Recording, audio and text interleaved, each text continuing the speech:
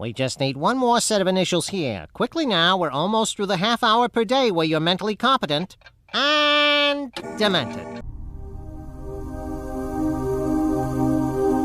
Yeah!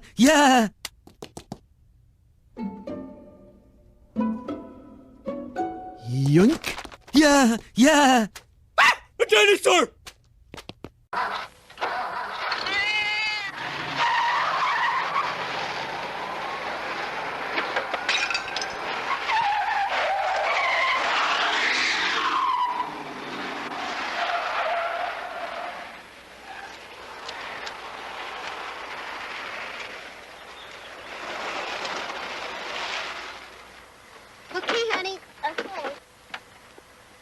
Margaret. See you Monday. Okay.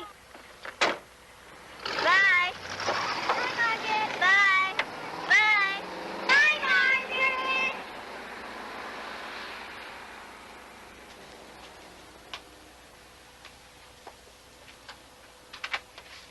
I'm home, Mommy. Mommy?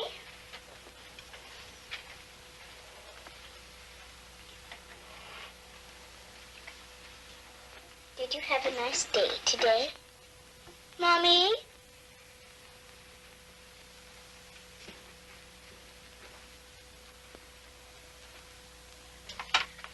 Mommy?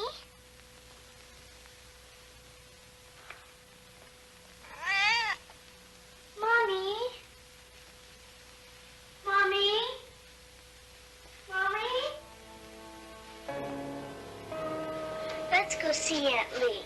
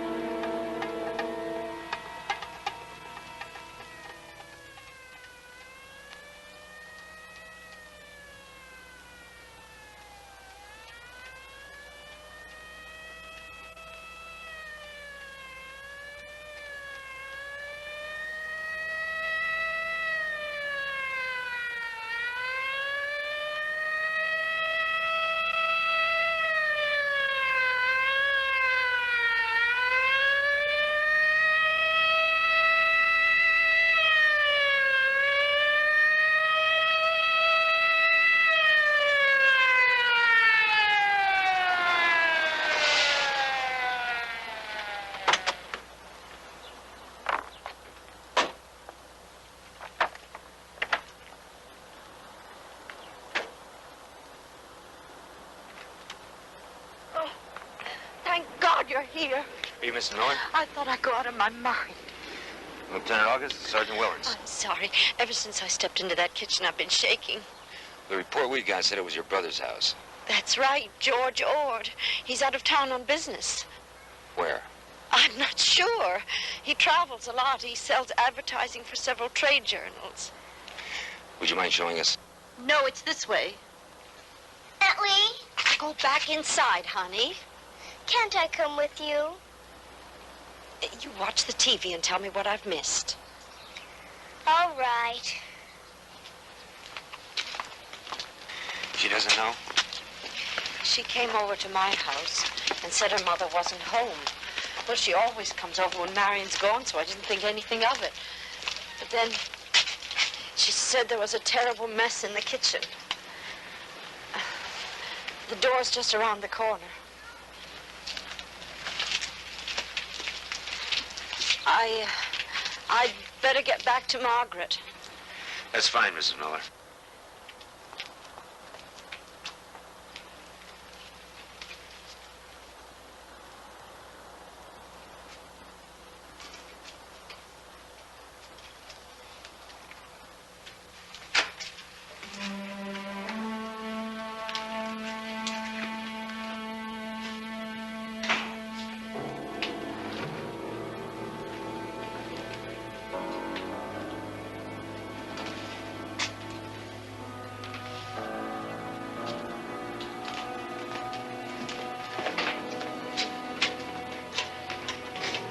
I was the one who always said Fridays were dull in this town. Lieutenant August, let me have Chief Unnemeyer. Chief, that call was for real. No, we haven't spotted a body yet. We just got here. Charlie will check the grounds. I'll go through the house. Yeah, you better send the boys to my lab as soon as you can. Right, see you here.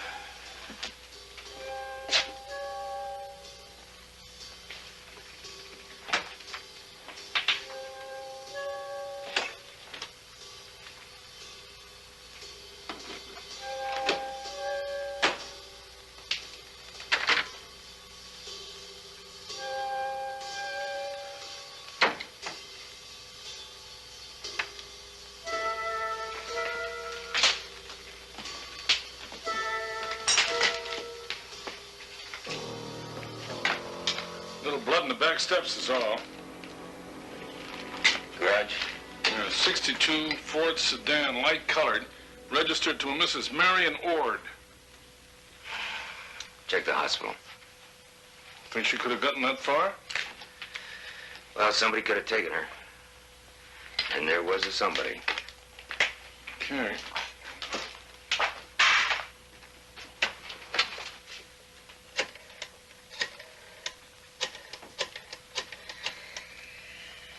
Sergeant Willens, you would check all hospitals emergency, please, for a Mrs. Marion Ord. That's M-A-R-I-A-N-O-R-D. Marion Ord.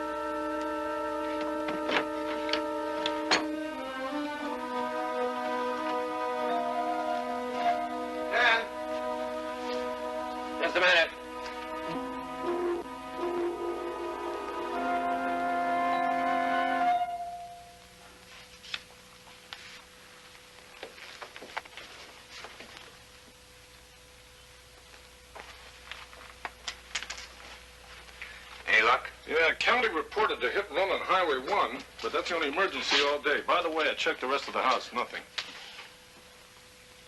Except the deep freeze out there.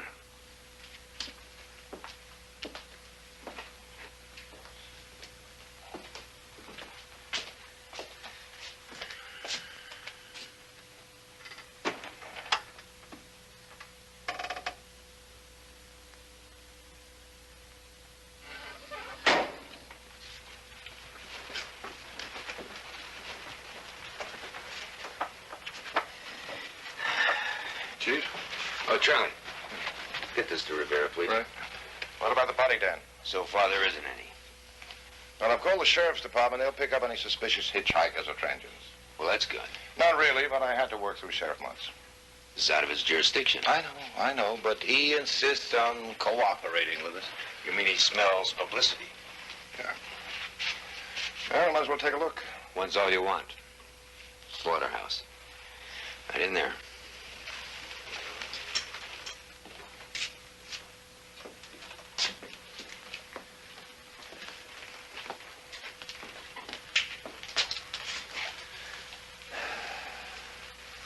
I notified the press, so the locusts will be descending any minute. Gordon, you'd better wait outside, head off those reporters. You can get a set off that? I doubt it. Whatever there was got all smeared up.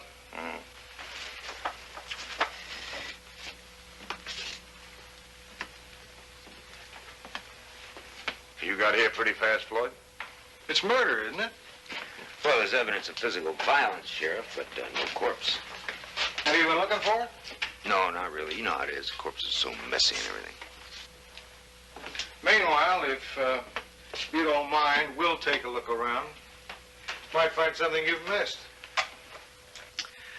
All right, Muntz. But I appreciate if you wouldn't interfere with the lab boys. They're professionals.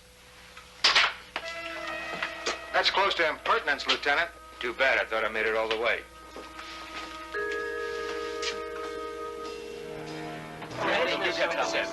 Look, you have to wait till I get the okay. Everything all right, Gordon? Under control, sir. Just relax, fellas. You'll get your story, all right?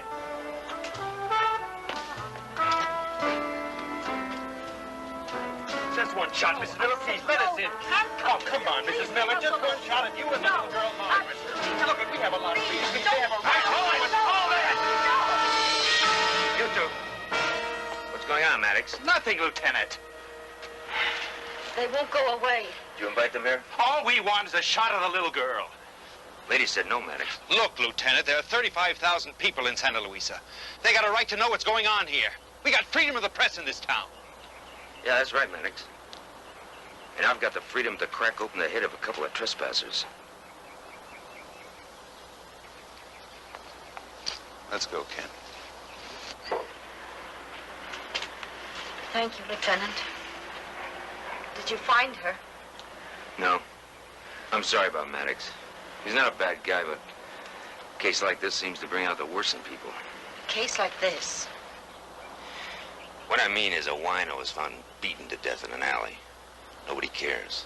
But something happens to a young, attractive woman like Mrs. Ord. Suddenly the whole world's got an interest. I don't know.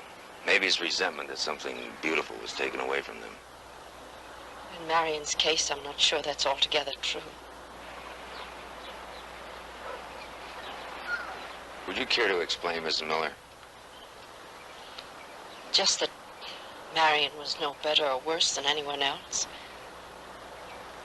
Now, if you'll excuse me, I'd better fix Margaret's dinner.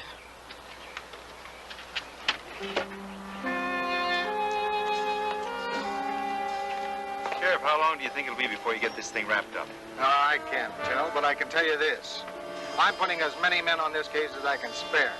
And I suppose Chief Untermeyer will do the same. I'll also tell you this, that any disclosure, any development, any news, I'm going to get to you guys as soon as I can.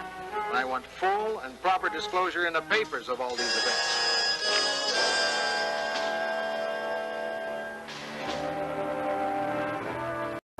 Thanks, Luke.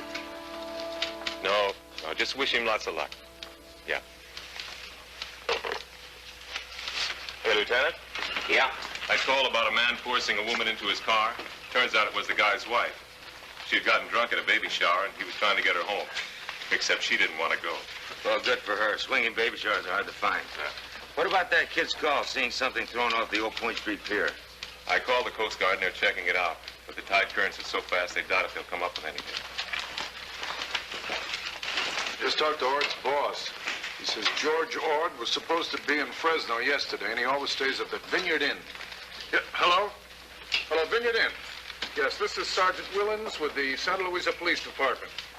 Yes, we'd like to know if you have a George Ord, O-R-D, registered there. Called in all the off-duty boys, Dan. They're checking out every dump, every storm drain, every sewer, every garbage can in town. Thank you. Lieutenant, the Vineyard Inn has no George Ord registered there. Last night either. Do we have a description on his car? Plates, too. Okay, send out an APB. Have him picked up. You don't look satisfied. Should I be? Too easy for you? Maybe. Well, we just get lucky sometimes, that's all. You want my guess? Yeah, go ahead. This isn't going to be one of those times.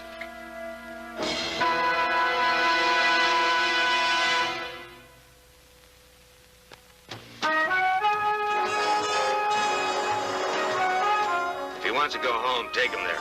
We're on our way now. George Ord was picked up in Paso Robles early this morning. He'll be in town any minute. You're going to take him to his house? That's right.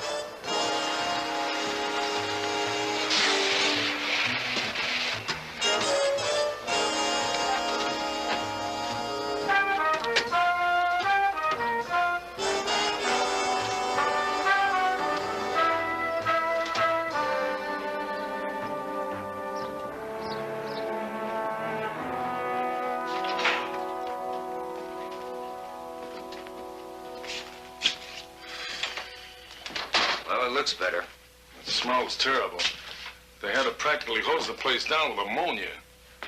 Clears out the sinuses. Oh, by the way, the lab estimated the loss of blood at 7 pints.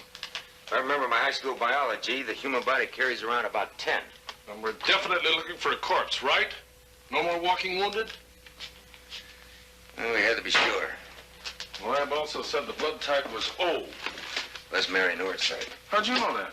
The hospital where she had the little girl. They keep files. Where's the grocery list? Well, the boys probably took it down to the lab to check the fingerprints. They certainly wouldn't have destroyed it.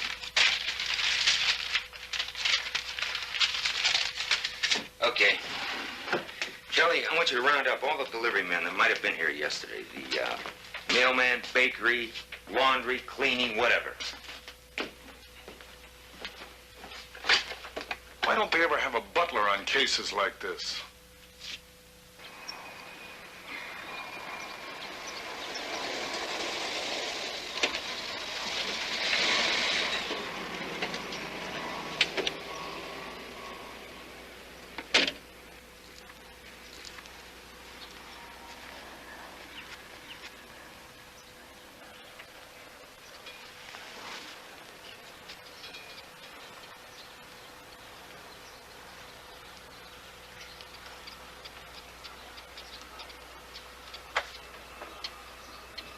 Okay.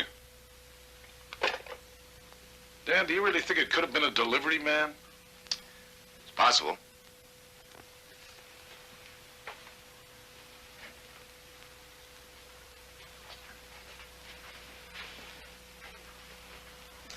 Mr. Ord? Lieutenant August. Anything new, Lieutenant? I'm afraid not. This is what had happened, isn't it? Yes. They haven't found her body yet, have they? No, they haven't. It just doesn't make sense, Lieutenant. Mariel was a wonderful woman, beautiful and alive. Who'd want to do such a terrible thing? Well, maybe you can help us, Mr. Ord. Anything serious? Oh, no, this is just a cut. Jack slipped while I was changing a tire. Lieutenant, I'd like to see my daughter. I spoke with my sister on the phone this morning, and she said that she hadn't told her yet, so I guess it's up to me. First, Mr. Ord, Would you tell us where you were yesterday? Me? Just routine, sir. I was in Fresno on business. Whereabouts in Fresno? The Vineyard Inn. Could you give us the names of the customers you saw yesterday? Are you sure this is just routine? Mr. Ward, apparently a murder's been committed here. We have to check out everything. I have my trip report to the company for last week. I think that'll give you everything you need. Now, if I could see my daughter.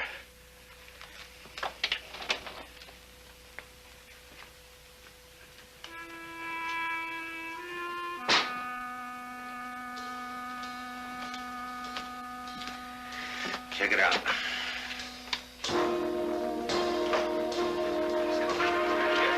Mr. Ord, can you tell us any more information? What about the car? What about the blood? The blood that was found all over the kitchen. Come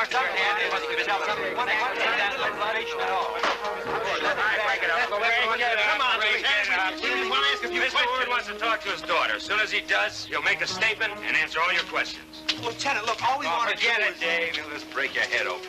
That's right, and I'm good at it.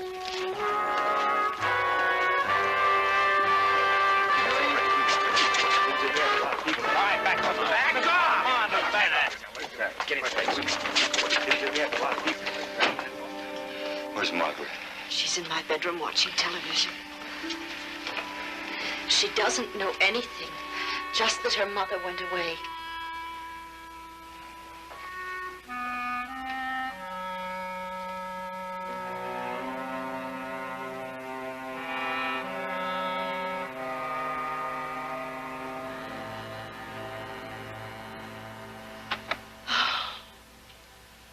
What in God's name will he tell her? Well, it's fortunate you live next door. At least for your niece's sake. It's no coincidence, Lieutenant. George arranged it. Marion was... well, Marion kept herself very busy. In other words, as a mother, she wasn't adequate. I didn't say that.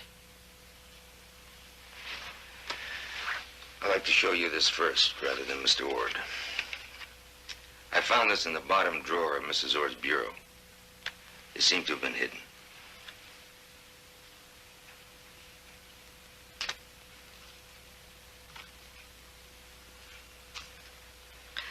Would you mind? Sit down, Lieutenant. I didn't know that Marion kept trophies like this. Well, do you know who they are, Mrs. Miller? At least 3 of them, I suppose. This one's name is, Billy or, Bobby something. Foley, I think. He was a lifeguard at the sports club. And the others? This is, Reverend Reinhagen. Marion was a member of his church. I went with her once to hear him preach. What church? Well, he called it the Church of Contemplation. I'm afraid it was one of those off-center denominations, sort of a mixture of Christianity and East Indian double talk, inner serenity, that kind of thing. I gather you disapproved. I only went once, as I said. But perhaps it was helpful to Marion. At least for a while. For a while? She stopped attending services. What about the others? The only other one I know is this one. His name's Paul Durstine.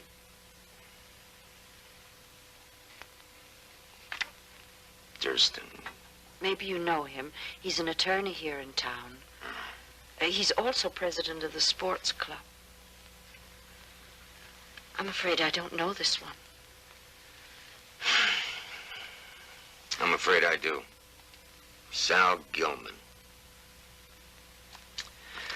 Well, thank you, Mrs. Miller. Could you tell your brother I'd like to see him when he finishes talking to his daughter? Are you going to speak to him about these? Not if I don't have to. Mrs. Miller, you must realize one thing. You may have found these before I did.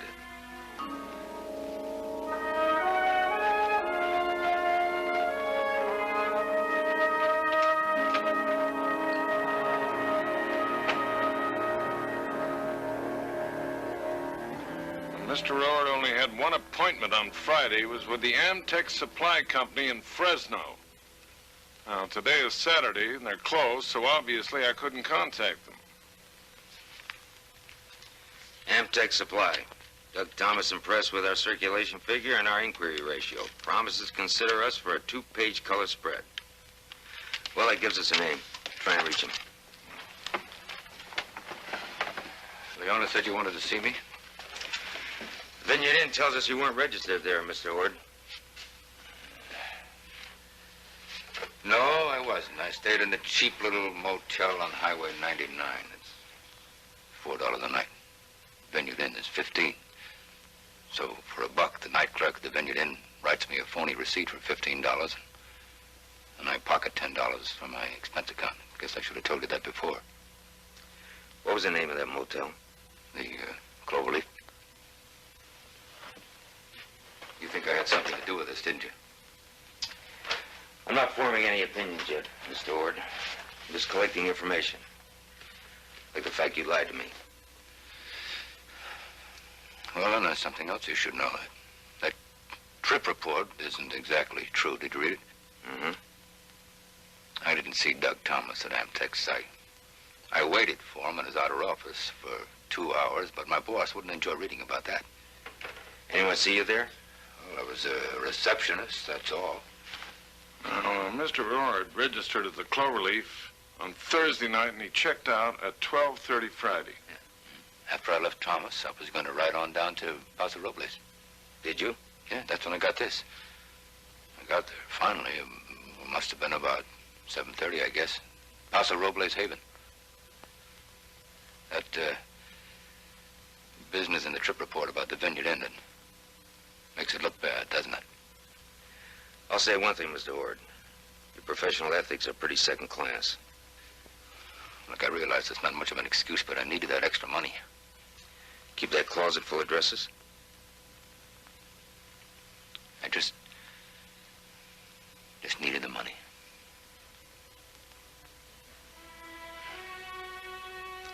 What was the name of that receptionist? I don't know her. I don't even think I could tell you what she looks like. Well, I hope she has a better memory.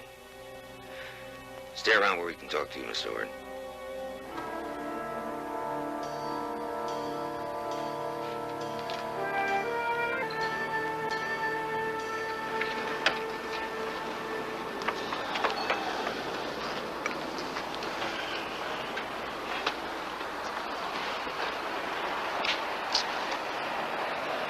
Boss says you wanted to see me. Lieutenant August. Yeah?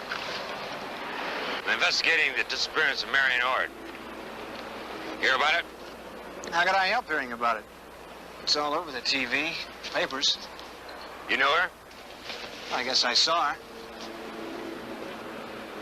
Yeah, well, I was lifeguarding out at the sports club last summer, and she was a member. And? And nothing. Haven't seen her in months. What about this photograph? Well, she's like all those middle-aged ladies out there, you know. They put on a bathing suit, and they think they're taking off 15 years. Why would she keep this one? Beats me. Except she got me fired, that's for sure. She kept hanging around me. First, the swimming lessons for her daughter, then the life-saving test, and then just for nothing. Guess some of the other women thought something was going on, and they complained. Was anything going on? Are you kidding? I got enough of my own generation. Too bad you have such a low opinion of yourself. What do you mean? Nothing.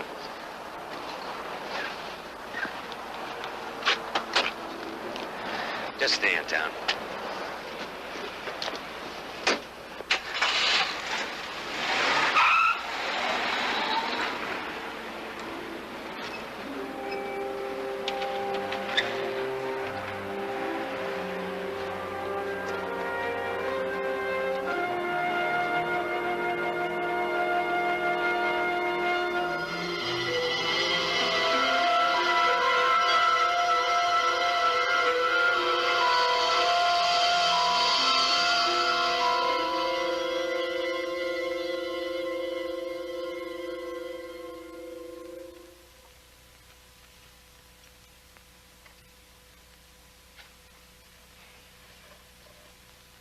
Anybody see you come in here?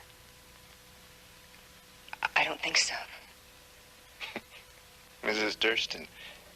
She keeps watching us like a bird dog.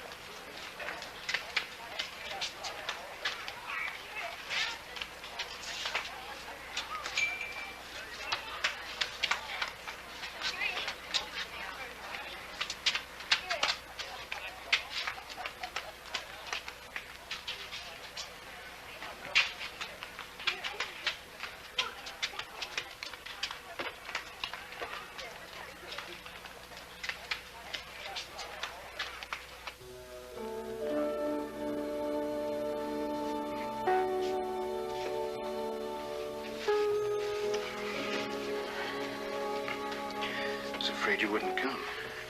I wanted to give you back your key. What's the matter? Billy, it's all wrong. I shouldn't have come up here. Not the first time, not now. But you did. And you know why you did? But that doesn't make it right, does it? Well, make it right, okay? No. No, I mean it. I've never done anything like this before, not ever. I don't know what's wrong with me. Nothing's wrong. Just relax. No. No. And you tell me something. Why do you keep coming back?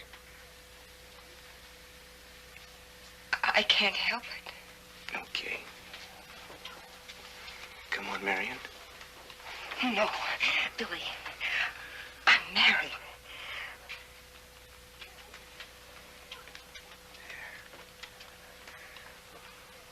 And compared to you, I'm just an old lady. Old lady? You're the youngest woman I've ever met. And you're more of one than I've ever met. Oh, Billy, I'm not too old, am I?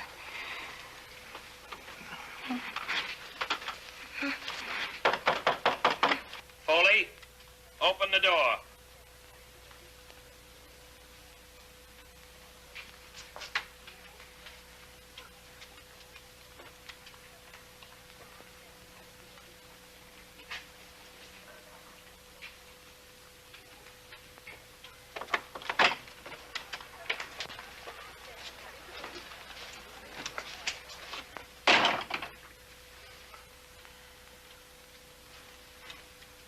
You can pack your things, Foley. Look, Mr. Durstine, nothing happened. I mean, nothing happened. Whatever did or did not happen doesn't make any difference. Mr. Durstine, The point is that there has been too much talk and that this is a family club. Parents don't want to have to explain to their children what Mrs. Ord is doing in Bill Foley's room. Now, I think it might be wise if you submitted your resignation, Mrs. Ord. But you don't understand. It's really not what you Mrs. think. Ord, if you don't give us your resignation, we may have to ask for it. That might be rather difficult to explain to your husband. I'll send it in tomorrow. I'm sorry I have to be the one to do this, but I am afraid that I am president of the club. And the complaints come to me.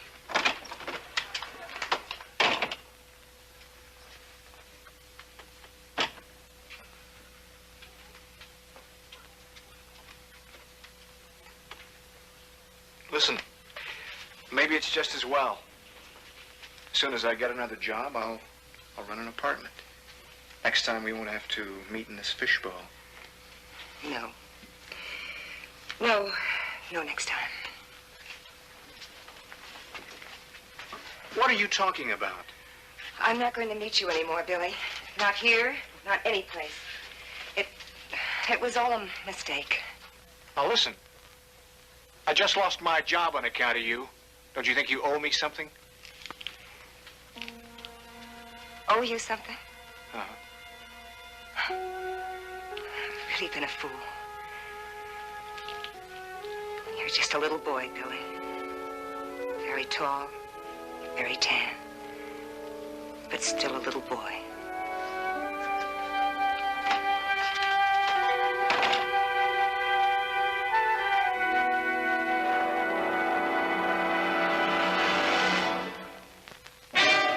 Better come down, Henry. We don't want to hurt you. I'm gonna count to 10, Henry. And then we're coming up after you. 1, 2.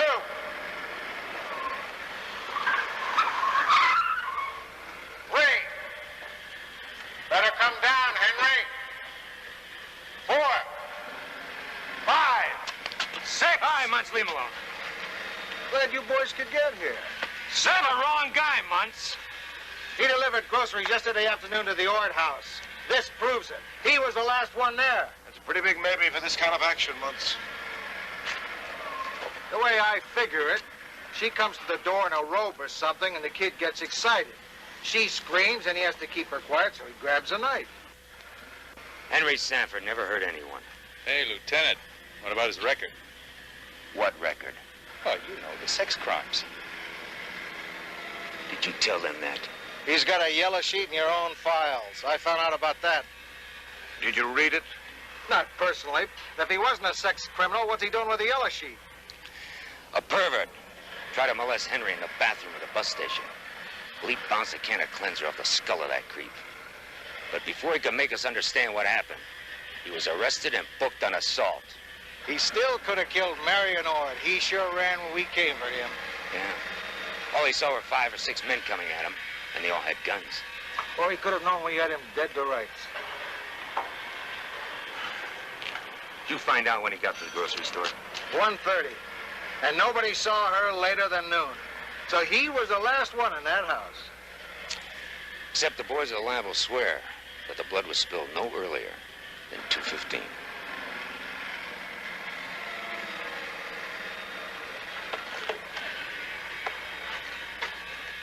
Henry, you can come down now. This is Lieutenant August, Henry. Do you remember me? You can come down, Henry. No one's going to do anything to you, except apologize.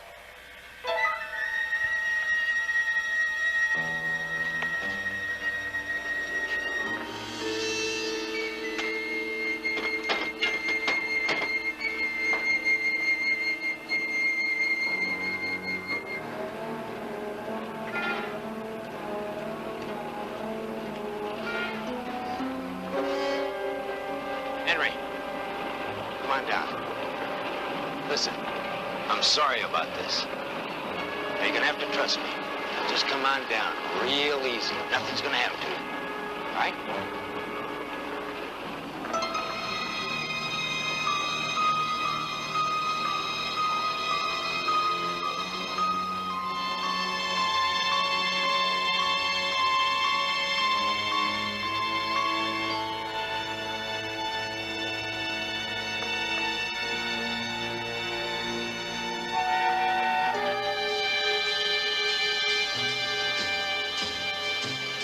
I think you've got a piece of evidence that belongs to us. Come on, Muntz. Maybe you mean this grocery list. Let's go square things with your boss, Henry.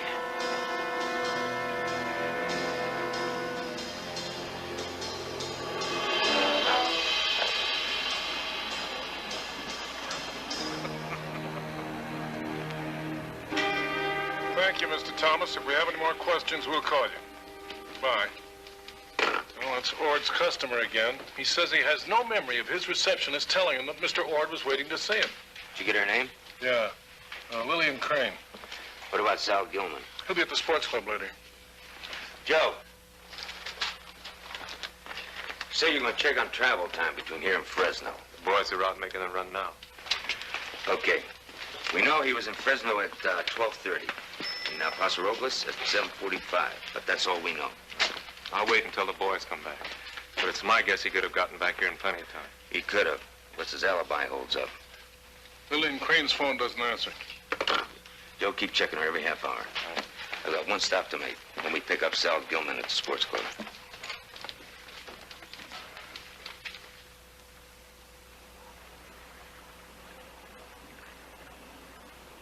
Let's face it, Orvie. Since they built a new pier, how much work is there here for a watchman? I didn't tell them to put in a new pier. And the way they built it, someday somebody's going to ride an extra bicycle on it, and it's going to come apart at the seams.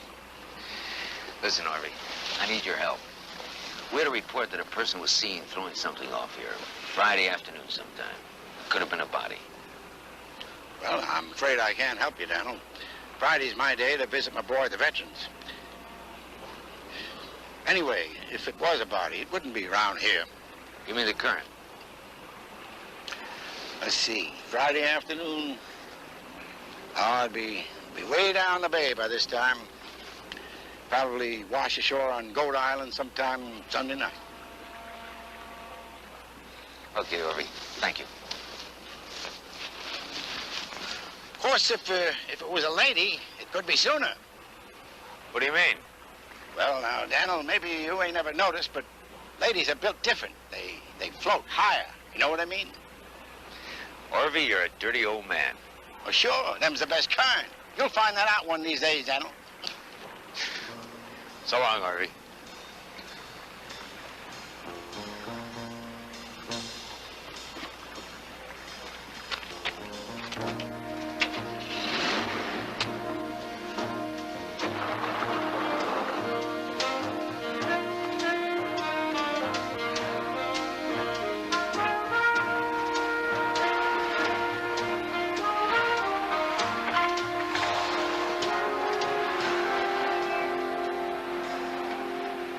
Hi, Dan. How you doing? Fine, Sammy. How's your mom? She's doing better. What can I do for you? Well, you can let us in. Oh, sure. But you'll have to park another lot, because they're resurfacing the good one. You can get in by the paddle tennis courts down at the end. Saw Gilman in? Drove in about 10 minutes ago. Probably changing. Into what? Huh? Thanks, Sammy.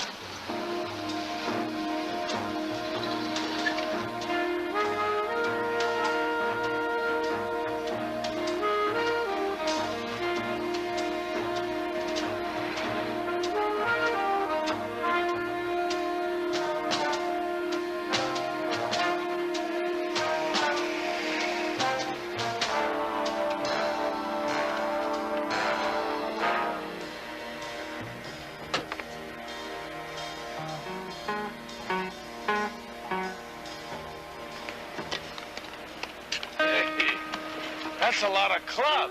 Not too much. First 2 floors are locker rooms. What do they got in the 3rd floor? An indoor golf course? Servants' quarters.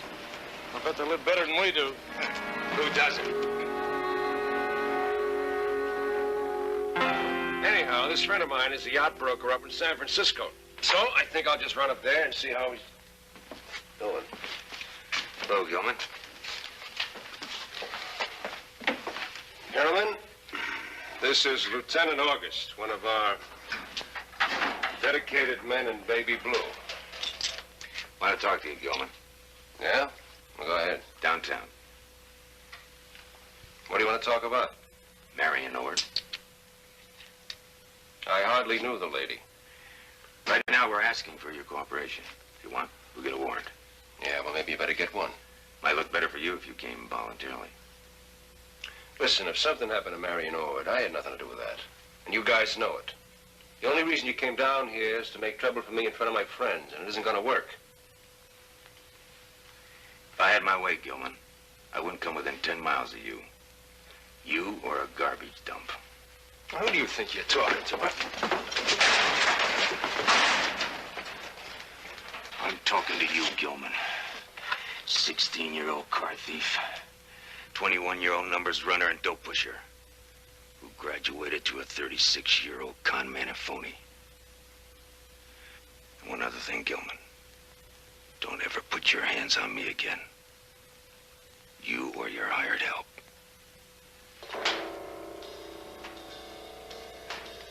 You've been slandering me, August, in front of my friends. These people are my witnesses. Except it's all true. Isn't it, Gilman? You've got the convictions to prove it. You know what? You're a dirty fin cop.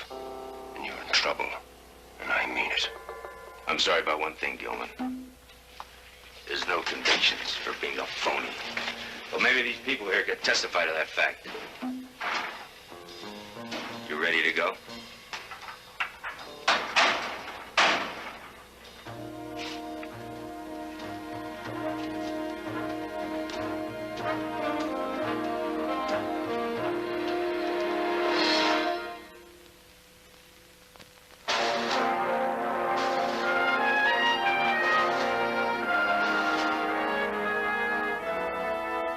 I told you I used to see her at the club, that's all. I never even talked to her. What about the photograph? Well, you know how it is at the track. There's always a lot of people hanging around. You're being stupid, Gilman. How long do you think it'd take us to tie you two together? We know the bars you hang out, and the ones you're considered a big man. You remembered, huh? Okay, all right. Though I knew her. We were friends. Now, that doesn't mean I killed her. When'd you meet her? Last summer at the club? I told you, I never even talked to her there. I met her at the Boar's Head room, the Essex Inn. She was just sitting there looking like she wanted to be picked up, but not really like a hooker, you know what I mean? Go ahead. Go ahead. So I moved in, I sat down, I said hello. And we started talking. I told her I used to see her at the club. And, that's it. That's what? Well, she just started hanging around, that's all. Okay, let's get back to Friday afternoon. I told you, I spent the whole day at the club. I had a steam, I had a shower, and I played gin the rest of the afternoon with Bill Sampson. We haven't reached Sampson yet. Yeah, well, you better keep trying. If Bill Sampson says you were with him yesterday afternoon, you can go.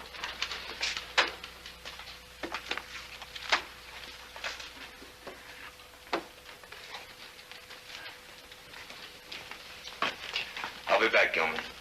I can't wait.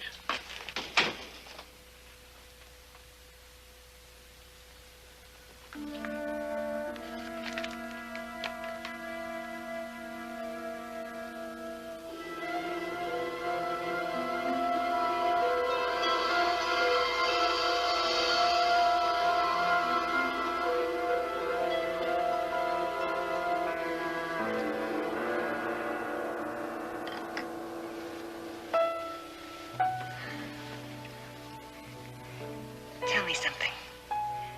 Are women a lot different? From what? From each other, silly. What do you want? You want me to tell you that you're really something special, huh?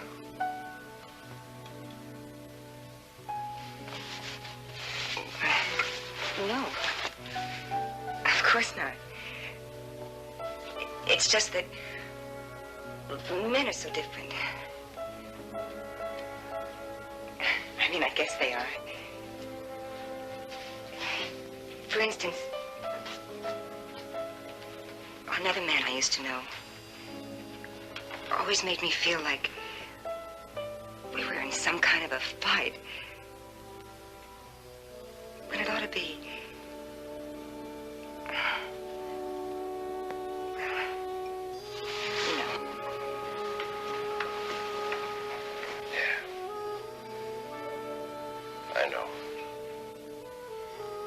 When will I see you again, Sal? tired of the fighters, huh? Don't talk like that.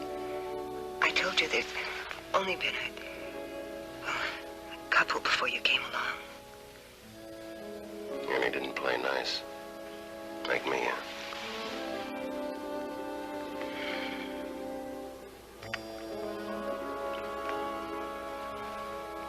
What about your husband? Well, he's away so much, and I like... Hey. Whatever you like, you deserve to get, because you're a very nice, pretty lady. A very bright lady. I bet you know 1,000 girls prettier than me.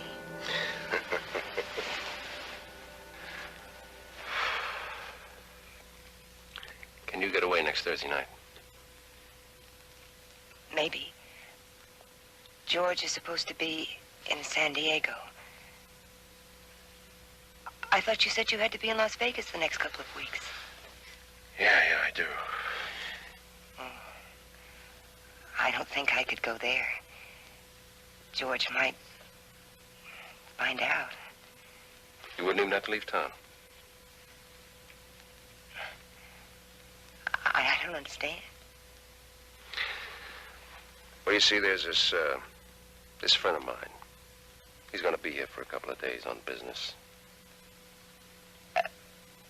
A friend? Yeah. You'll like him, Marion. Believe me. Anyway, I hear it. He really knows how to treat a woman. You be nice to him. He'll be nice to you. You slipped the girl I know $150. She found it in her purse the next morning. That's all? That's all.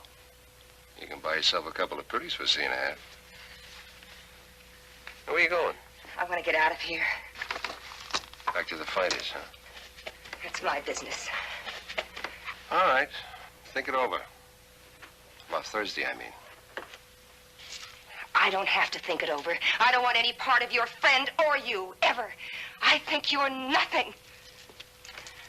Oh, you're getting pretty touchy, aren't you? I told you you'd make it worth your while, and then some. And that makes everything all right. Is that what you think? No, that's not what I think. I just think if a lady like you wants to play around, she might as well get paid for it. Why, you... Oh! Ow!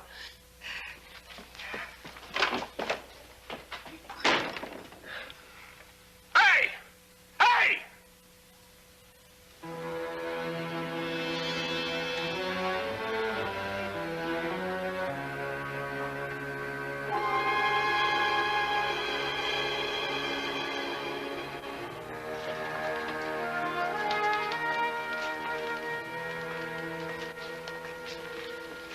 Okay, Gilman, you can leave. Sampson said the two of you were playing cards yesterday afternoon.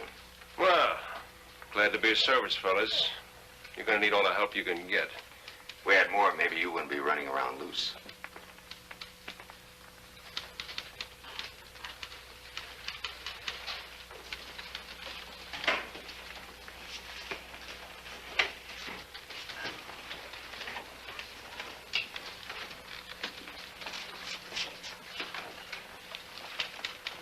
Mr. Gilman looks none too happy.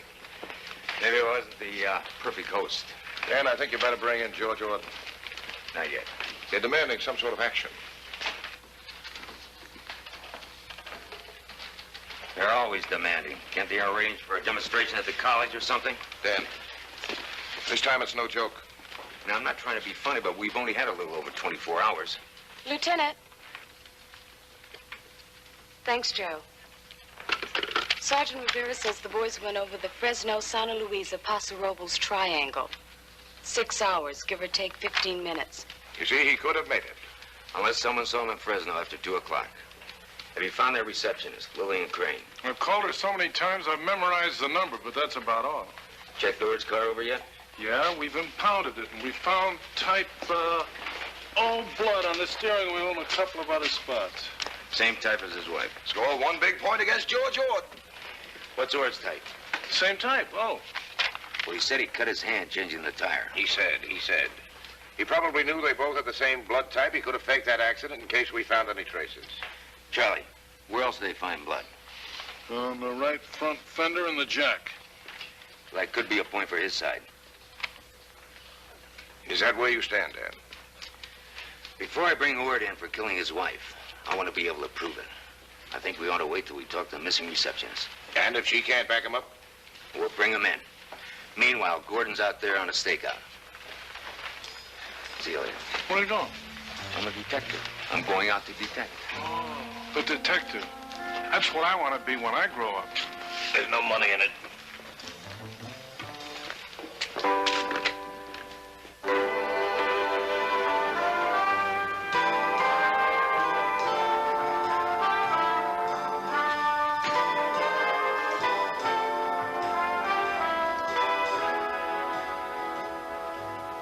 I'd like to see Mr. Durstine, please. Senor Durstine's not here. Was Mrs. Durstine here? No, Senora Durstine not here too.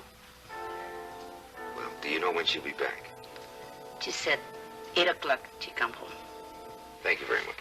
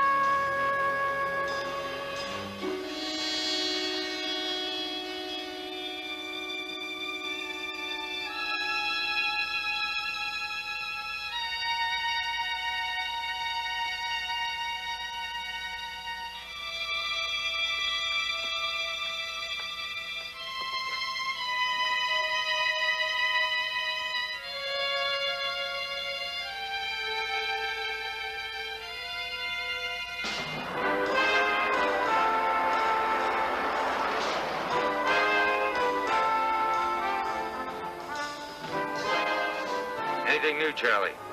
Well, you suppose somebody's having a big party someplace and we're the only ones who weren't invited? In other words, you're striking out. Well, Mrs. Phelps called in again, complained about that prowler. Still wishful thinking. And a sailor fell off a Norwegian freighter in the bay. He drowned. Is Katie around? She's right here. Katie, Undermeyer still there? No, but he's got trouble. What kind? Male, Caucasian, about 6'1", uses the name Jack Parker. And how did our honorable mayor tear himself away from the golf course? I don't answer political questions. They want you at Parker's house right away. Don't give me that, Frank. Your department just isn't cutting the mustard. Jack, you can't expect the impossible. Oh, Dan, I'm glad you're here. Lieutenant August, he's been in charge of the Ord case. Yes, I know. When are you making the arrest, Lieutenant? Mayor Parker's been wondering why George Ord is not behind bars, Dan. I've been trying to explain it to him. Well, we don't have a case yet, and we haven't found the body. You really think she's still alive without 7 pints of blood? Her type, wasn't it? You don't need her body. You've got enough to lock him up and make the arrest, and then build your case. What if he didn't do it? A woman has already been killed, Lieutenant. I'd rather not risk any more lives on that chance. Well, I don't understand the urgency. All right. I'll level with you fellows. The out-of-state papers have always made California sound like a vacation spot for the criminally insane. And they're going to have a field day with this one. I'm on the Governor's Crime Commission, and this happens in my own backyard. I tell you, we've got to wrap it up quick. And you'd risk sacrificing a man's life for a handshake with the governor. That's uncalled for, Lieutenant. Well, so is the arrest of George Ord. I'm still checking his alibi.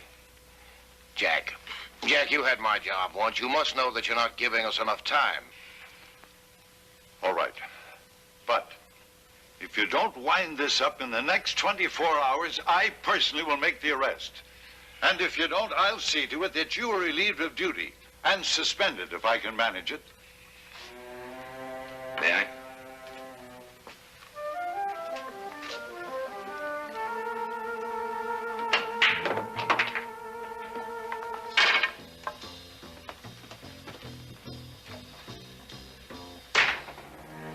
Good cop, Jack. You take him over this case, you might destroy him. We're all good cops, Frank. It's just that some of us have learned to bend with the wind. Yeah, but who knows? Maybe for a man, that just shows a lack of spine.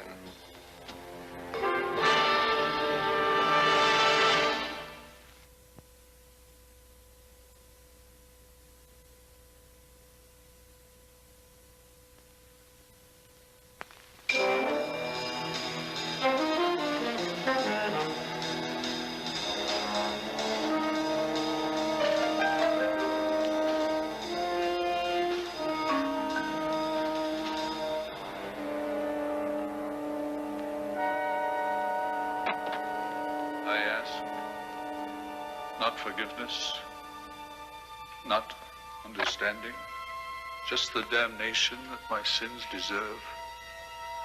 That is what I ask. For I have sinned, my brothers. I have sinned beyond redemption, beyond salvation.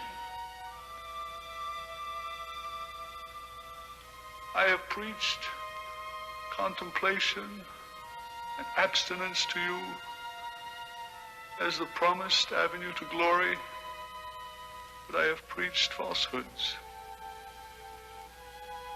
And I say to you,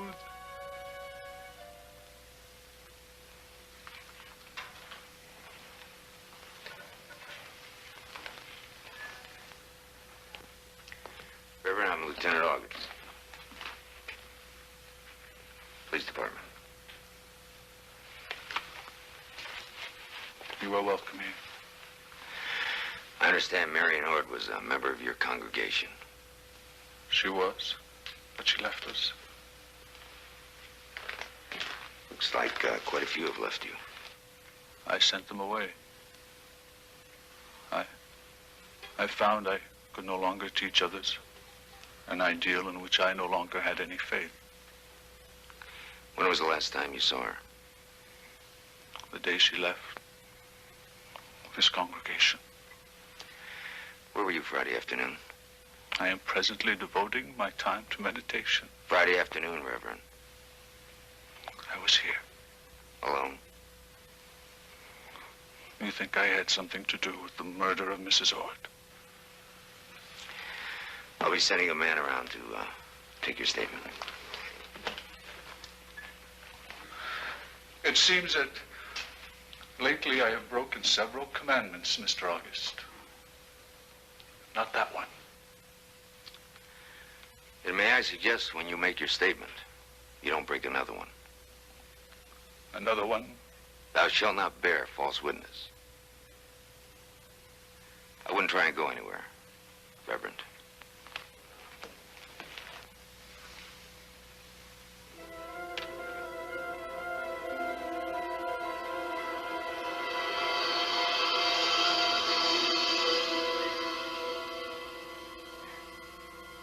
Do you like it? You've done a beautiful job. I mean it.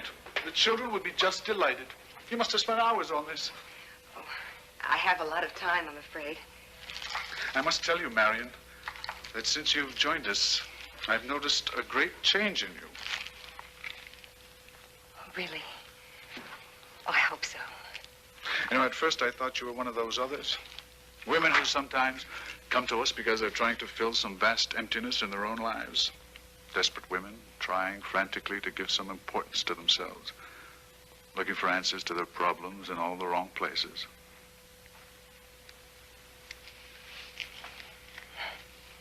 And I'm not one of those desperate women? No. You look for your answers in the right place, within yourself. And I believe I know what you found. Do you? You found a great reservoir of strength and beauty. Oh, I forgot. The curtain.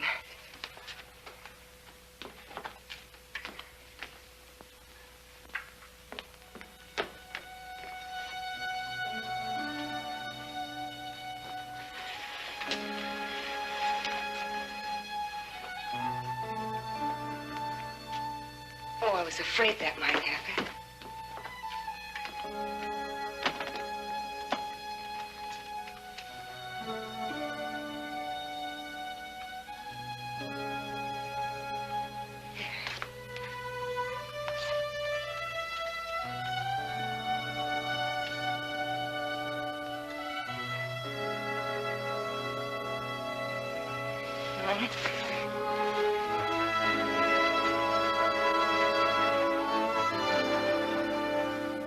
Scum!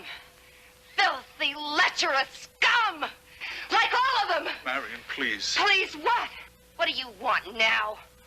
I'm in love with you, don't you understand? I understand you're a fake. A filthy, lying fake. And that white coat, you probably wear it so nobody can see all the dirt that's underneath. We'll go away together. Someplace else. Me! All that holy purity. You know what it is? Fear. That's all. Just fear. And I thought I could learn something from you. Become a better person. Or some junk like that. Well, I learned something all right. I learned I'm a better person than you'll ever be because at least when I want sex, I'm honest about it. I came to you because I needed help. I thought I'd hit bottom. I'd become something for men to pass around like a dirty joke. Well, I didn't know how far down bottom really was.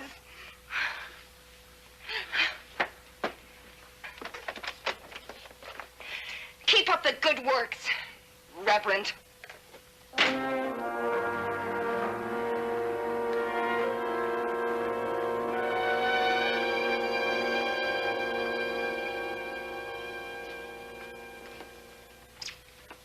Mrs. Durstine, won't be a moment, Lieutenant, please. Thank you.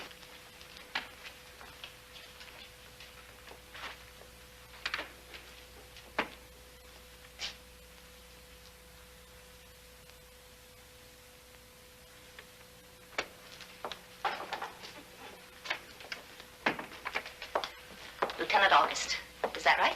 That's right. How do you do? How are you? Fine, thank you. Now, what is all this about? I'm investigating the disappearance of Marion Ord. And why come to me? Well, I understand you... Well, you knew Mrs. Ord. Well, I am glad that you didn't say I was a friend of hers. Mrs. Durstine, a young man named Billy Foley, said you were responsible for his being fired. Oh? And Marion Ord? She had nothing to do with it.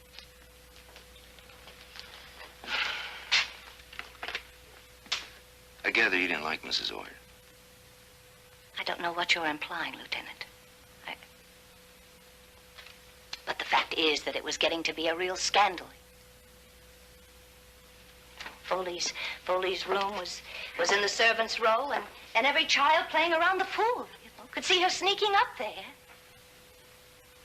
I'm pretty sure that she even had a key. I understand that neither you nor your husband saw the Ord socially. Are you serious, Lieutenant?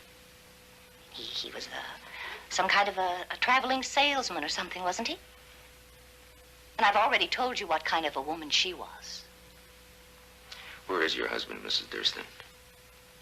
He went on a hunting trip on Friday. I don't know when he'll be back. Do you know when he left? No, I wasn't home. Will you have him call me when he gets in? Lieutenant, I am not stupid, and I do not wish to be treated as if I were.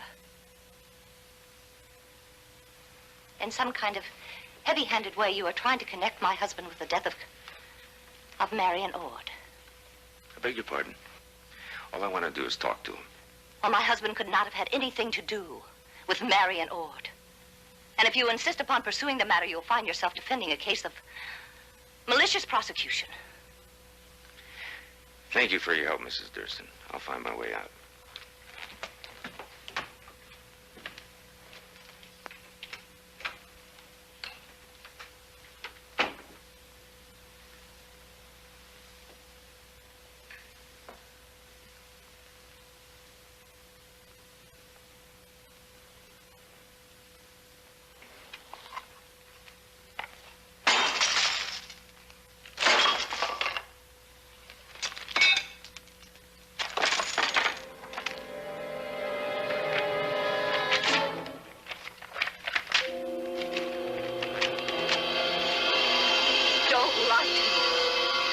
You were seen together more than once in restaurants and bars. I didn't tell you because I knew you'd react exactly this way. And what'd you expect me to do? Pick up the checks? I told you she called me because she wanted to talk to me about the club.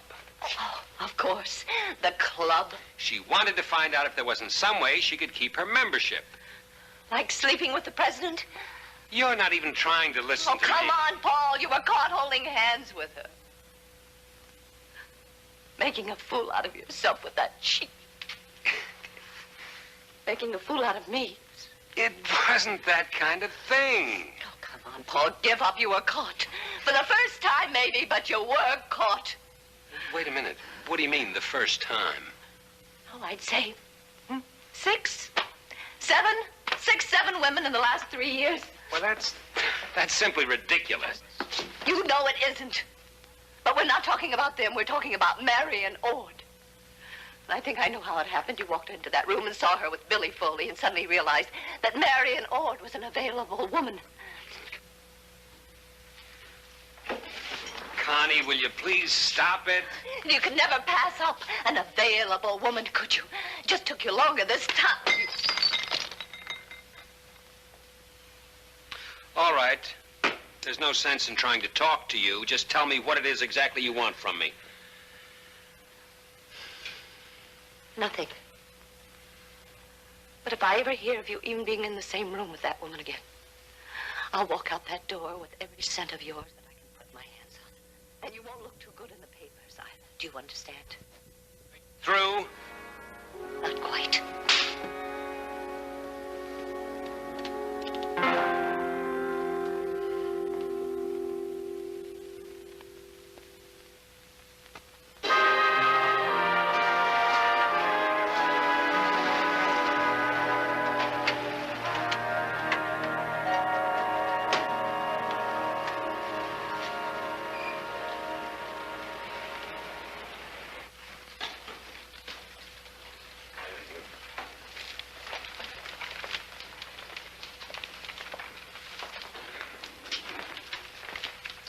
Be my guest.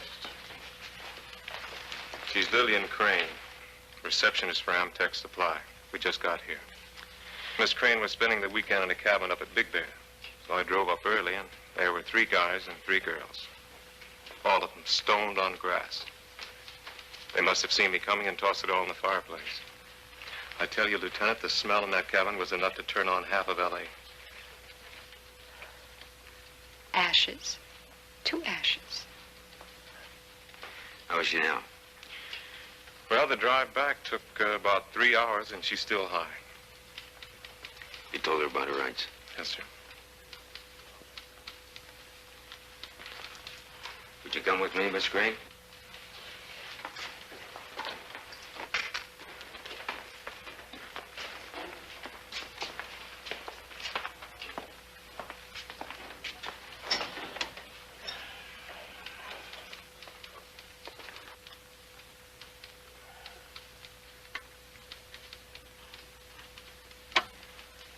Your name's Lillian Crane. That's right. And you're employed as a receptionist at the Amtech Supply in Fresno. Yes. Were you working Friday, the 19th of February? Yes. Miss Crane, do you remember if George Ord was in your office Friday? He might have been there. But you can't swear to it. No. It could have been Thursday or Wednesday. Besides, how do you expect me to remember him? Well, a man's life depends on what you remember, Miss Crane. Well, I guess that's his problem.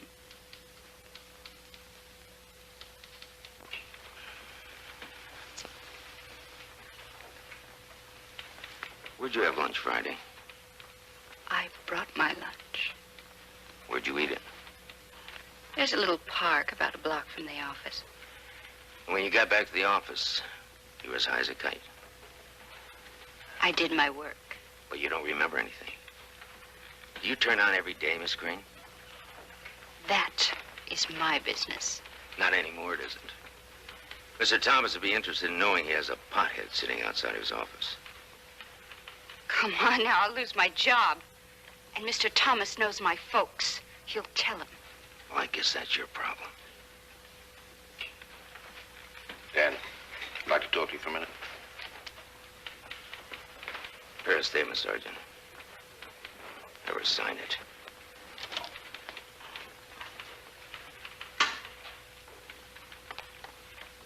Not so funny anymore, huh? Well, you turn over a rock and that damnedest things crawl out. Forget about her. It's not easy. A lot like her these days. I've got a bigger problem. Mayor Parker's on his way over here. So? So I think we better go ahead without him. What do you mean? I mean, George Ord, I think you better pick him up.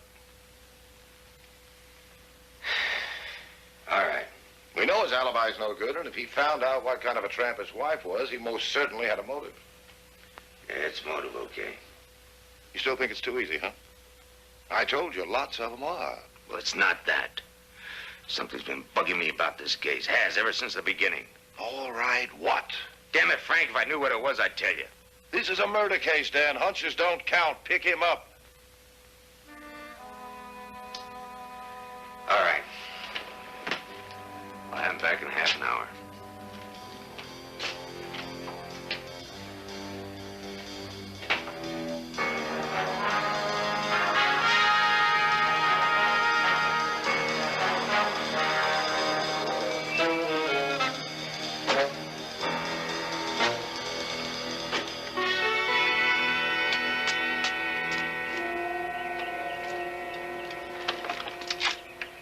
Hi, Margaret. Where's your daddy? He's gone. What is it, Lieutenant? We'd like to speak to your brother. You go inside, darling. He isn't here now. Well, where is he, Mrs. Miller? I don't know. He may have gone next door, I suppose. Thank you.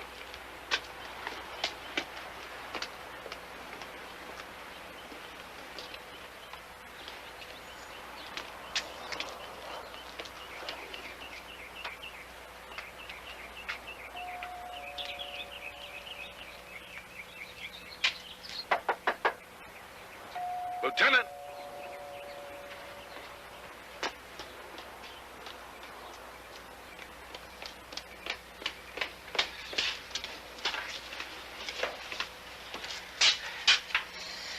What happened, Gordon? He was heading for the car. I asked him where he was going. He said he had something in the trunk. Well, I thought it was important, so I said I'd get it. Next thing I know, I was lying here. Me and this lump on the back of my head. I'm sorry, Lieutenant. When did this happen? At least an hour ago. Better get him in the car. I blew it, huh? I'd say that's a pretty good guess.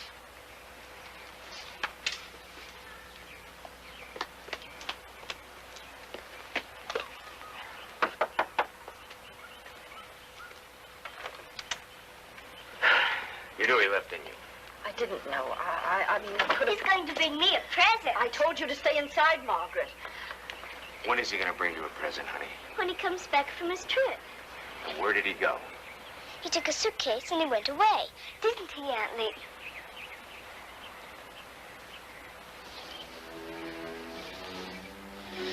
Do you know where he went? No. He just asked me for some cash and said he'd be in touch. How much cash? Everything I had put away, nearly $600. You know this won't do him any good, Mrs. Miller. I tried to tell him. If you hear from him, tell him again.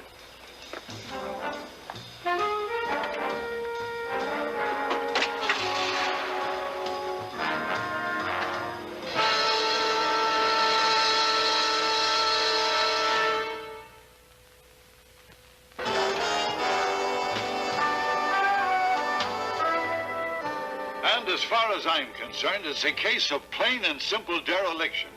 A woman was murdered, and you knowingly let your prime suspect wander around free until he decided it was time to take off. We had him under surveillance. You should have had him in jail. We'll get him back. Every agency within 500 miles is working with us. But you lost him. The point is you had him and you lost him. Well, he can't get far. And I'm still not positive he was guilty. Oh. I didn't read of your appointment to the bench, Lieutenant. He's just been spotted. Which way's he heading, Carter? East on Highway 314. Is he alone? As far as we can tell. Carter, this is Chief Unnemeyer. I want him stopped, but don't use any weapons unless you have to. Right, sir. Zero in all the other cars. Attention, all units.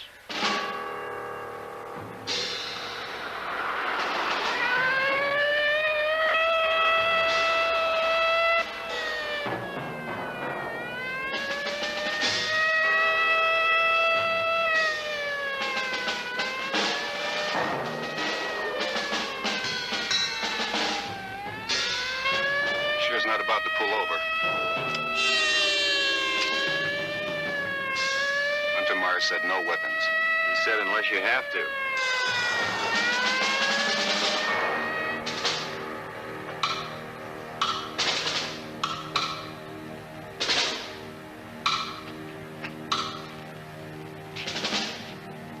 Should be here any minute, unless they goofed on the location.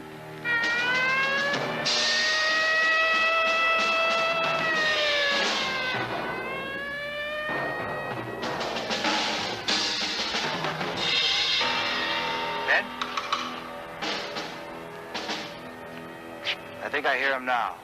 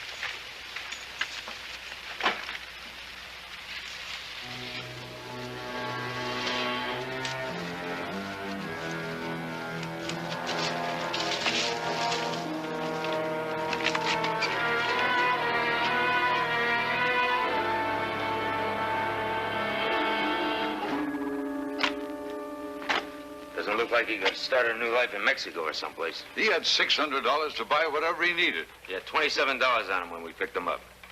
They checked the car. Doing the best they can.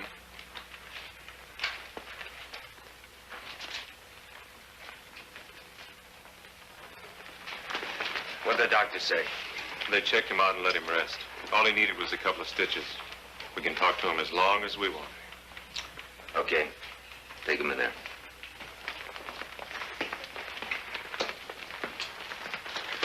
Tell the boys to look for anything on that car that might tell us where he could have been since he left home. Right.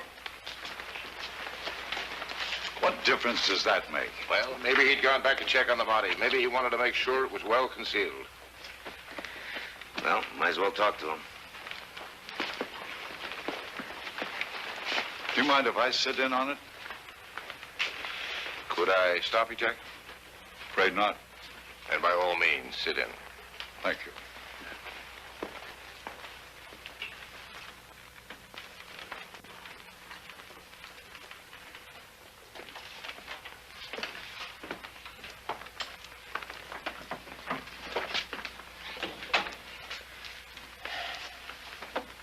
How are you feeling, Mr. Ord? I'm all right, I guess. Did Sergeant Revere explain your position under the laws of California and the Constitution of the United States? I don't want a lawyer. Thanks, Joe. Mr. Ord, did you kill your wife? No, sir. Then why'd you hit that policeman and make a run for it? I'm sorry I hit him. I was frightened. You see, I wasn't sure that receptionist would remember me. Well, she didn't. Do you know why she didn't? Because you weren't there. I was there. It's just that I don't make much of an impression on people, I guess. Mr. Ord, this morning you borrowed $600 from your sister. Where is it? I spent it. On what? I don't remember. You intended on staying away, didn't you? Oh, yes. How'd you plan on managing that with what you had in your suitcase? Well, I didn't think about it. I just wanted to get out of town. We're not getting any place, Lieutenant. We know you killed her, Mr. Ord. The only thing left is why. Mr. Parker, I believe I'm conducting this interrogation. About as effectively as you handled the arrest. Nevertheless, it's still a police matter, and I'd appreciate it if you just stand there and listen. Your man's getting a little insolent, Chief. He's not my man. That's why I like him. Oh? Well, you get this straight. From now on, don't expect any favors from me. I don't think you owe me any. I didn't even vote for you.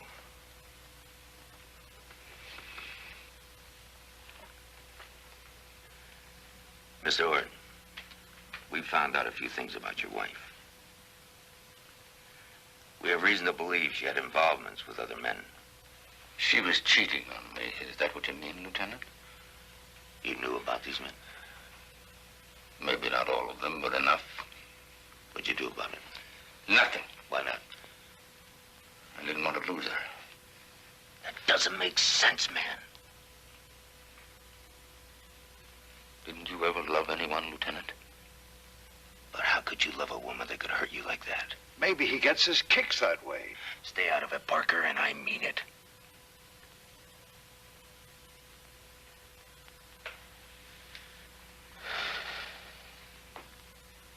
Mr. Ord, how could you still love her? I understood her, I suppose. You see, she wasn't like that in the beginning at all. You see, I'm not exactly what you'd call a good-looking man, Lieutenant.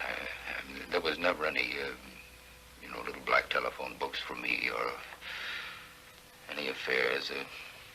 Not much of anything, in fact. And then I met Marion. And I wanted to get her everything I could. Home, clothes, everything, but...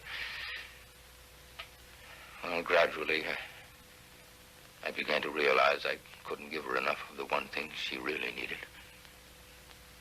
Reassurance she's still a beautiful woman. And a Billy Foley could. You know about him?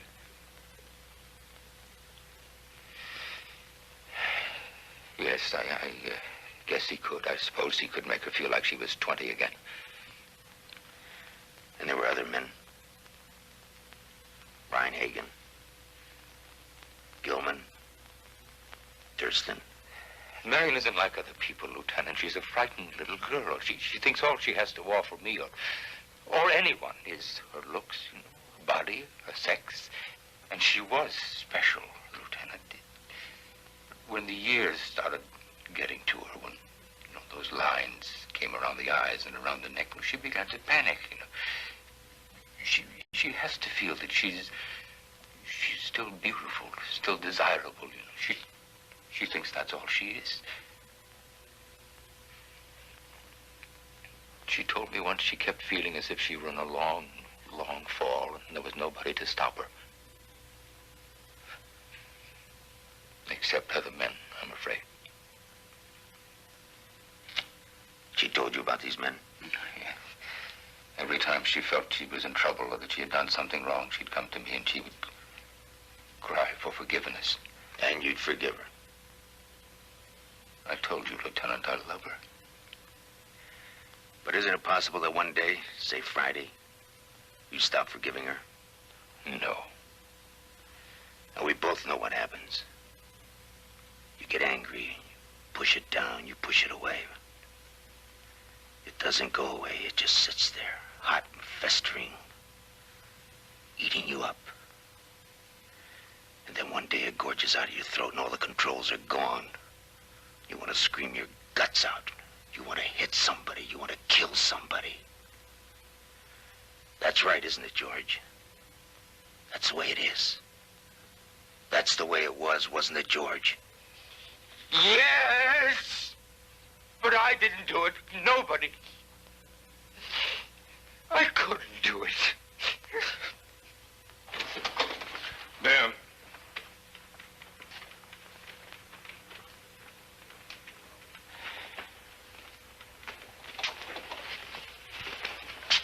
I hate to bother you, but we just got a phone call. The body's been washed up on Goat Island.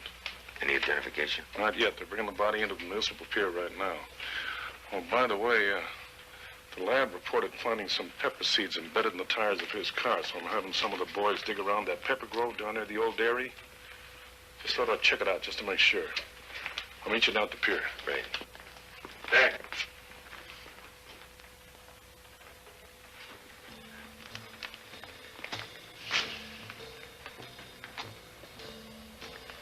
Guess we lock him up?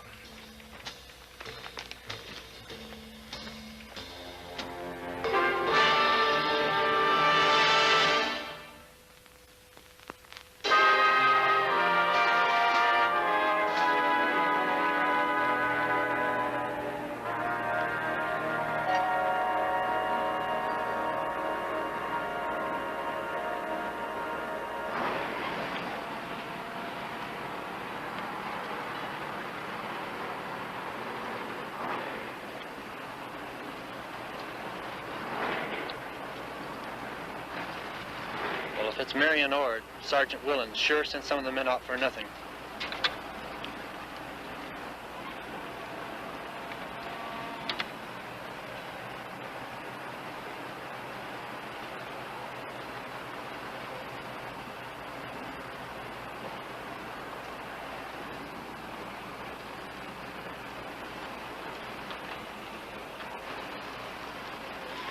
Well, here it comes.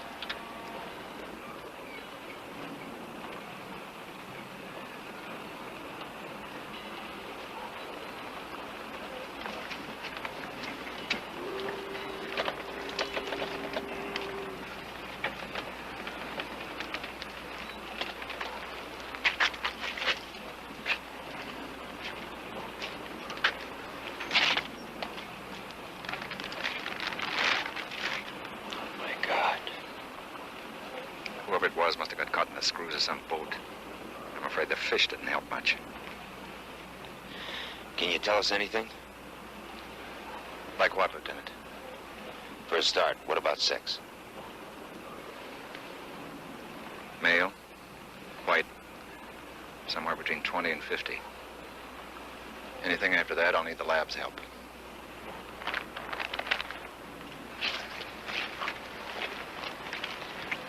Sailor off that Norwegian freighter? Suppose so. You know, Lieutenant, until tonight, I never realized what that word really meant. What word? Remains.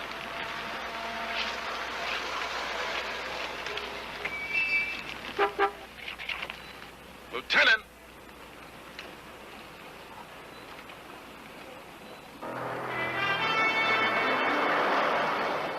Man's body, huh? Coroner thinks it was a sailor off that Norwegian freighter. Probably was. Well, I struck out, too. This case comes to one big loose end. No body, no witnesses, no weapon. Except for that mess in the kitchen, it's like it never even happened. All the boys got was a lot of exercise and some pepper seeds. Well, it happened, all right. Take the next right. Well, wait, we gotta go see Elmire and Parker. The next right, Sergeant. Where to? Sports Club.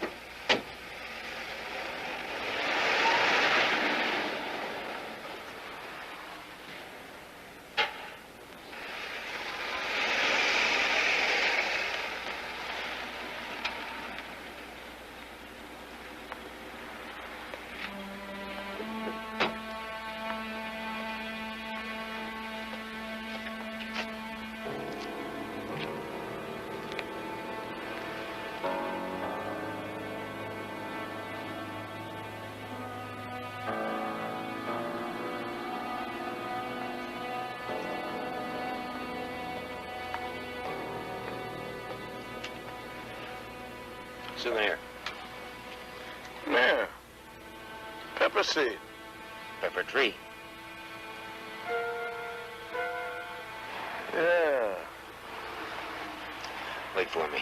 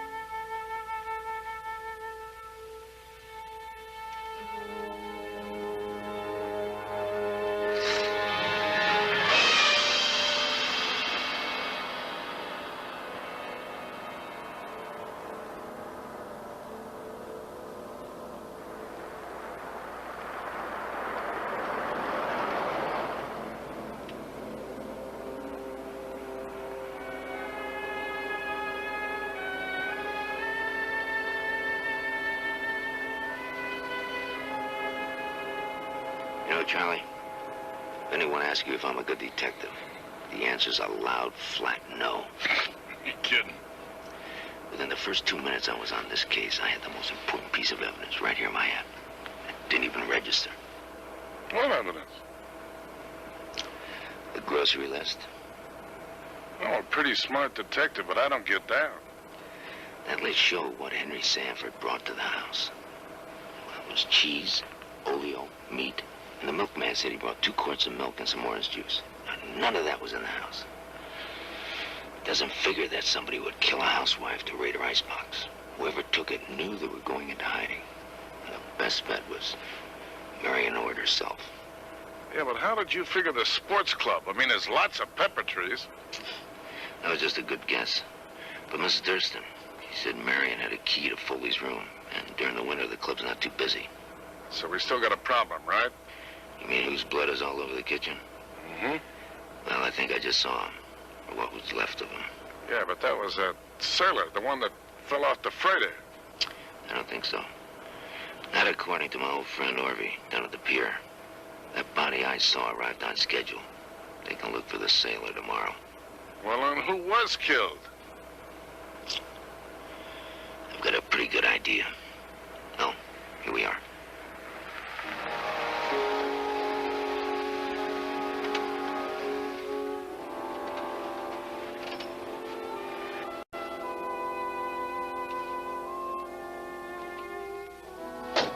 Dan.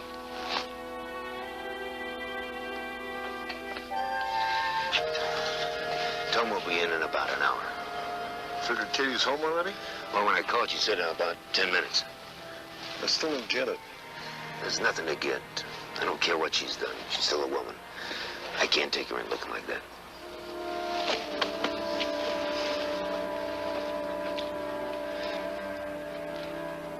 Mrs. Ord? Mrs. Ord?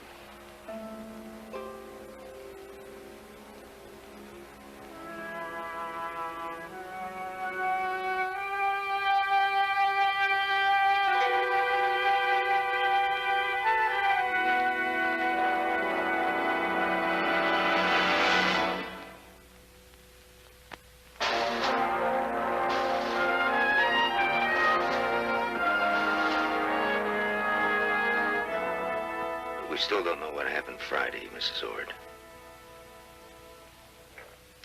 2 weeks. I hadn't heard a word from him in almost 2 weeks. Who, Mrs. Ord? You see,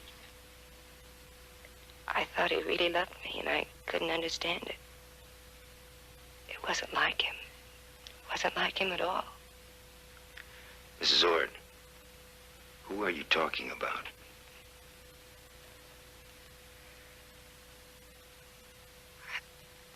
I had to talk to him. You see, I couldn't get to sleep the night before. George was away, and I was scared. I'm always scared when I'm alone. I got maybe 2 hours. And when I got up, I knew I just had to talk to him. So I waited until I knew he'd be at the office. And then I called him and I begged him to come over. He wouldn't come. And then I told him if he didn't come, I'd phone his wife and I'd tell her everything about us. Who, Mrs. Ord? Who are you talking to?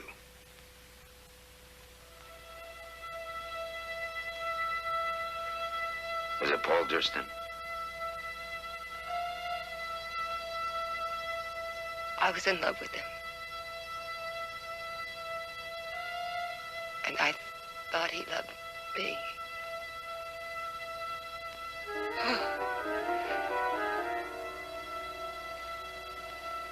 What happened?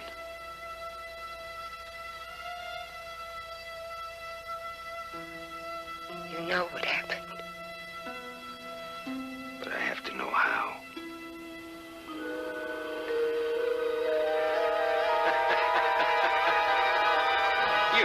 You can't be serious. Please don't laugh at me.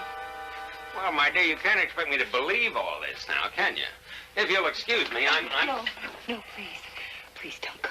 I am going hunting, Marion. I'm going off to the mountains by myself where I won't even have to see a woman for 2 whole days. And if you so much as think about calling my wife... I need you. Oh, Marion. God, I need Don't you. make it something it wasn't. We both had our fun for a couple of months, but it's over. You'll find someone else just like you found me. Oh, I want you. I want you. Sure. Just like you wanted that lifeguard, that phony preacher, Sal Gilman, all of those. No, I only told you about those others because I thought we should be honest with each other so we could start fresh, start clean. Clean? That's a laugh. Oh, no, but they were trash, just trash, that's all. And then when I met you, I knew it was right, it was real. I wasn't afraid of anything anymore. Paul, I'm going to tell George I'm going to leave him. Oh. I never thought I could ever do that, ever. I never wanted to. I want to marry you. What makes you think I would leave my wife for a little tramp like you, huh? Oh, but Paul, the things we said, that you promised, All that talk, all those words, meaningful, involved, important, you know what they're for? So that when you lock the door on some dreary little motel room, you can tell yourself you're not just being a whore. I'm not a whore. Well, I'm sorry to shatter your precious little illusions, my dear, but that's exactly what you are.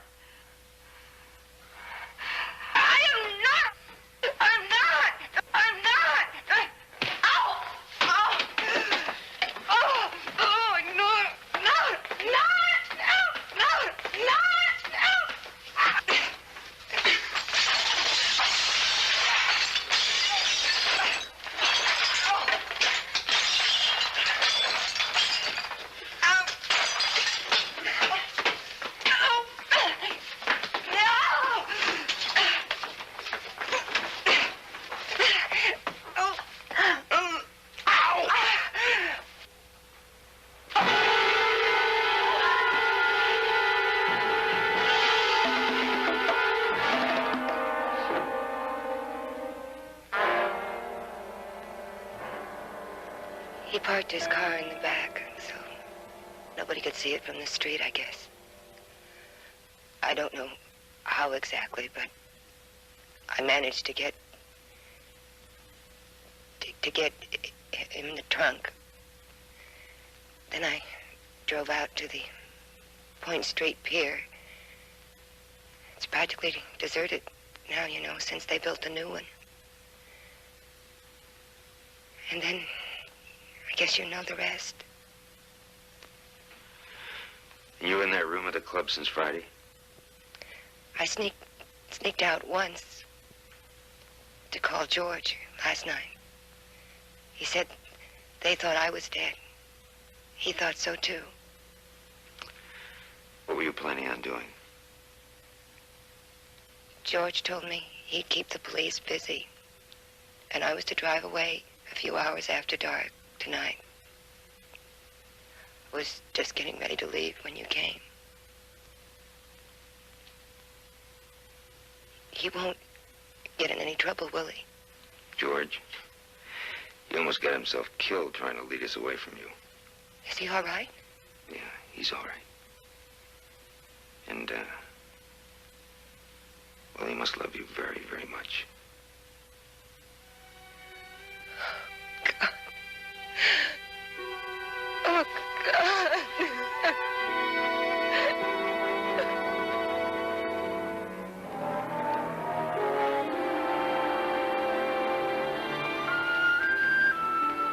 Parker didn't look too happy. I guess he figured on seeing you in front of a firing squad. Maybe next time. Word's out on bail, huh? Hitting a cop can be rough, but I think they'll let him off with a fine. How about getting a cup of coffee someplace? I don't know.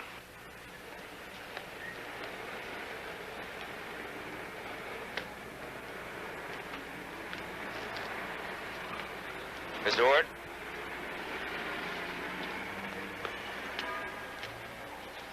Can I give you a lift anyplace? No, I think the walk will do me good.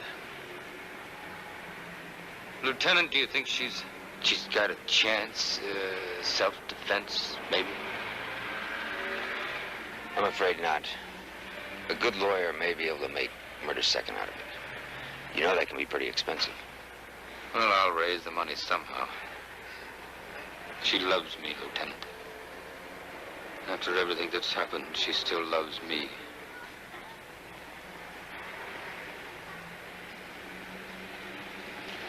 Good night, Mr. Ord. Doesn't he know how she felt about Mr. Durstine? You want to tell him? And what's he gonna do if she gets sent up for, say, 20 years? The same thing he'll do if they give her life. He'll wait.